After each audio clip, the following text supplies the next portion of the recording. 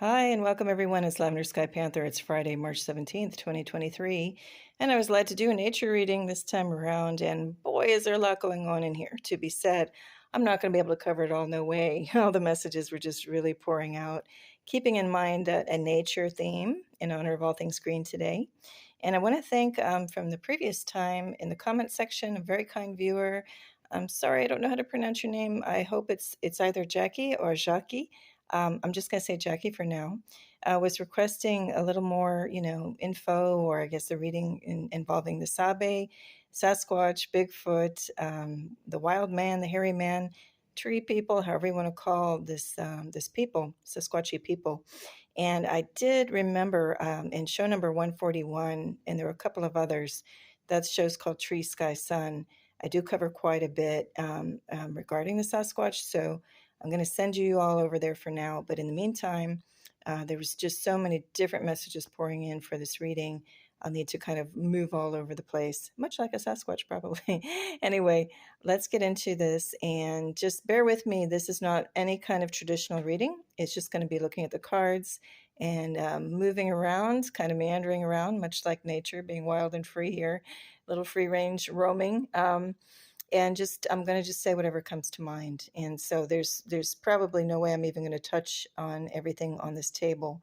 Each thing has a very powerful meaning. I meditated on it beforehand and really just asked Spirit and God, universe, to pull through whatever needed to come through for everyone here, for the collective. And hopefully there's some good meanings individually in here for you as well.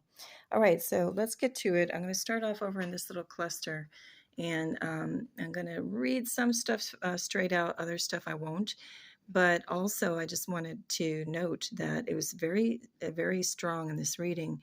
Again, with nature driving it as the theme here, as the driver, that I shouldn't give you the numerology today, or at least I'm not going to focus on it. If you happen to see numbers on the cards and they mean something to you, great. But the overall message there was just nature doesn't use numbers, other than if you see a flock of geese flying overhead and you notice there are 7 or 9 or however many fly together that day, great. But, you're not just going to see a big number. That's a man-made convention and it need not apply. So that's kind of the message I'm getting right off the bat. Sometimes we get way too caught up in numbers and distracted by numbers and colors. And, we are beings that get caught up in that. So we need to step back a bit and just let things flow and forget about all that. All right, so now we're going to look at these two cards. We have the Queen of Autumn, and the Queen of Winter. And I will just read the tops for now. So the Queen of Autumn says generous, stylish, gracious, practical. Queen of Winter says strong, patient, self-sufficient, funny. So that actually reminds me of something. We've got the Queen of Autumn on the left is practical. The Queen of Winter, is defined here, at least in this card, as funny. And so that's a little work hard, play hard theme coming up for me anyway. I see a lot within these two cards. I'm going to skip back and forth, so bear with me. It reminds me of this pairing too, because it's the exact message I was getting from, and sorry, I'm trying to read and hold the phone at the same time here, the camera, the recording device. We've got the boar and the pumpkin, which is confidence, and the otter and cattail, and it says peace. So cattail. So anyway, for me, even without reading anything, to me that was work hard on the left, play hard, because the boar spends its time rooting around in the ground, while the otter just flows and kind of really just has fun.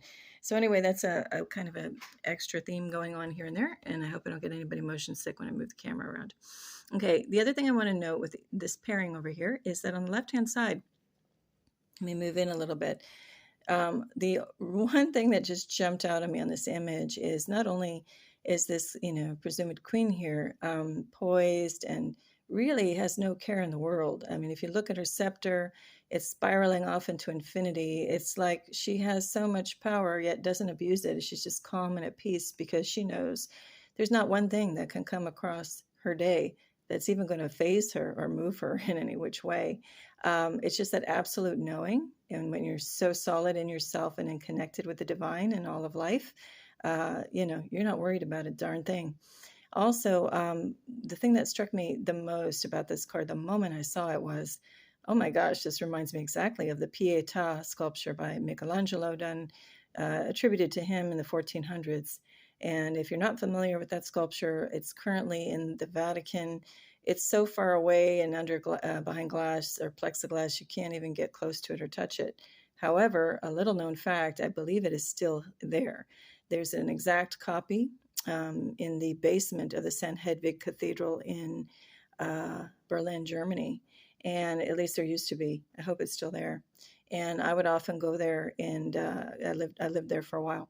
And I even sketched it, and you can get really close to it. It's behind like iron grate, like a bar's the door, but you can see it so well, and you can really truly appreciate it. Anyway, it does remind me of it. And hang on, I got to switch. I forgot to get my little handy dandy pointer, which is the sassafras root. So anyway, let's try this out. So anyway, this reminds me of the Pietà. However, in the sculpture, it's a young version of Mother Mary, or at least she looks eternally youthful, looking down with her eyes closed at the Christ figure who was taken off of the cross, and she had him is holding him on her lap. And if you're familiar with that sculpture, she's just, it looks like effortless. She's just adoringly holding him like he's a feather. And anyway, there is some speculation of whether the crucifixion even happened itself. I know that's pretty mind-expanding concept, but there's another line of knowledge coming out. If you look at Ashayana Dean's work of what might have truly happened there, and it's really mind-expanding and totally goes into ascension and how Jesus the Christ actually ascended. It's all very fascinating. Just throwing it out as food for thought. And I'm not going to go further into that topic right now, but it's very interesting. And again, the more we learn and more different pieces of information we get, it's just helpful for us to put the entire story and actually make it our own, and not just listen to history that has been tampered with over time. I'll just leave it right there. Anyway, the only thing I want to say we'll move over to the Queen of Winter and this scene. The only thing I want to say here is note the emblem on this sleigh. And we've got the full power of the sun, and it kind of has the feeling of the stars behind it. When I first saw that, it reminded me of the magic carpet. So there's a lot of beautiful magical things going on here. And again, the sun is going to play a prominent role in the reading if I hit all the points today that want to be hit. I do have the runes here again, like last time, spread about, strewn about. This is a blue stone, the type that's used in Stonehenge, and that comes from the Prestley Mountains in Wales, or the Prestley Hills in Wales. I have some fresh things from the garden. These are hibiscus leaves. I don't remember the name of this plant, but no worries. You'll see the roots. I just felt it was important to show those. This is one of those that you can just go back outside and replant it anywhere you want, and it will grow just fine. So I'll do that right after the reading. Okay, let's move along. Now here's another pairing.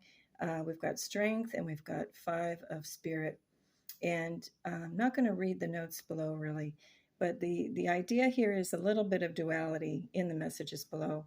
So we've got, the lion and the lamb, of course, and then we've got these little fairy children or nymphs, I'm not sure what they are, kind of at odds with each other. And the interesting thing is that no matter what conflicts or inner conflicts you may have, because we all possess the lion and the lamb within us, there are times to come out and be the lion and roar and hold your ground, and there are times to be gentle, and just go about being the lamb, but both are equally important. And, this whole world of ours is set up in duality. It reminds me of these 2 cards, even though it's purple and like a rust color. I want to equate that to blue and red. If you look at how this world, the entire world is set up, look at how many nations' flags contain red, white, and blue in it, or blue, white, red, however order you want to say it. There's a reason for that, and there's a duality set up in the red and the blue.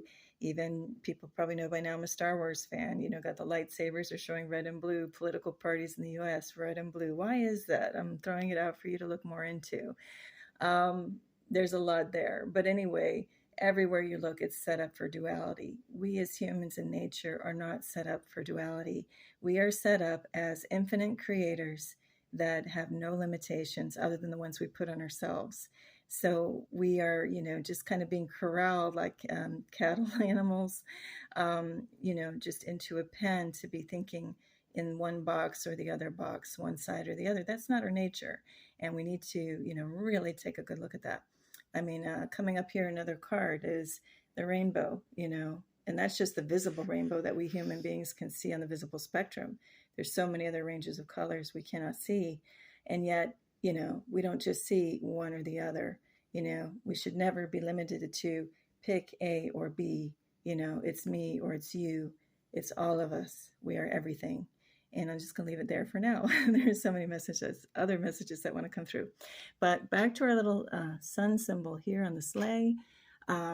We've got here the sun, so everybody in other readings, I love to follow other brilliant readers. Just everybody's brilliant when they do a reading. It's just fun to hear what insights come through each person. There's this infinite number of messages, as there are all of us. But people call this the happiest card in the deck, the sun. And I love this one. This one I'll just read out. It says, plans that work out perfectly, amazing ideas that lead to rewards and commendations, gratitude for the blessings of life. And the only thing I want to say here is, there are so many blessings. They're easy to overlook.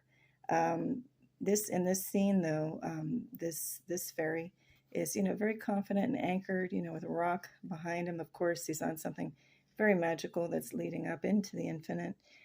He's got this horn that he's blowing, which is also, there's just such an amazing power coming through with sound and vibration. And again, it just fills us and reminds us that everything leads off into the infinite if we allow it. And there's abundance in nature. All of these sunflowers. If you look at how sunflowers grow, it's amazing. I've got some giant ones out in the backyard. And no matter how much people try to cut them back or take them down, we had a neighbor that would always drive around because they're on a, what do we want to say? They're on not a boundary, the property line. And so sometimes the sunflowers cascade over, and this guy's all about hacking down trees, everything. And so he even came over onto the property and said, hey, can I cut this down? I said, no, you cannot. Leave them, at least, anything that's on our property, you're leaving it. And so anyway, he did come in and hack more than he should have on one occasion. But I just was laughing because I'm like, well, you think you did something there? Well, they'll just keep coming back and grow even bigger and brighter and better. And that's exactly what they did. So I'm like, all right, go nature. Anyway, another, sun theme. We've got the sunflowers and the sun card. Then we're going to move over to this cluster, and everywhere we've got the sun, or it could be interpreted as the moon. But in this case, I'm going to take it as the sun. We've got golden orbs regardless. The sun. We've got all these other golden orbs happening beyond. We've got one here too, and we were going to see one coming up over here, and we've got one back here with Frog Spirit Renewal over here, and even my little backdrop tablecloth here, it's the forest, and it's got all these golden orbs happening all over the place. So let's go back. I just want to say that really the central focus of all of us, and there's another sun here with the crow. So we've just got the sun everywhere. So just let that be, if you need an affirmation today, to know that the sun is shining not only above you, but within you and all around you. And life is abundant, and you're an infinite creator. And just go get that day, man. Go get that day. Meaning, however that means to you, even if it's just resting and recharging yourself, or going out and taking on the world, do it. And I don't care if... I care, but for my own personal example, something happened with my knee. I didn't even do anything to get it out of whack. I just woke up one morning, and something in there just wasn't right. And I could let that limit me, or I just say, no, we're going to heal it. It's healed. We're powering through. I'm going out and getting that day. And that's a mindset for self-healing that really, really works. It can, make or break you and how you go out in the world. But anyway, let's move on. Let's see. I'm going to come over here since we are talking about the sun. We've got rainbow and flow. Excuse me. And then we also have crow. So I was struck by the rhyming of crow, bow, and flow. But anyway, we talked about the sun.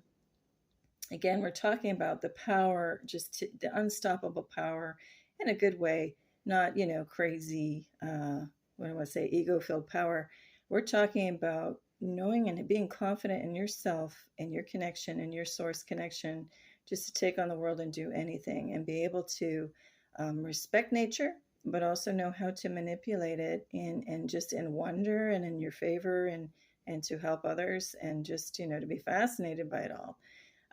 Now we have many paths, which kind of was a little, I was thinking, okay, excuse me, why do we have that? That just didn't seem to really go with some of the other messages coming through with nature.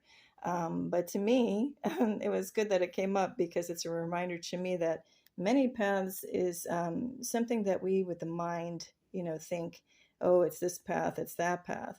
Well, nature says there is no path, and that's the one I'm aligning with today.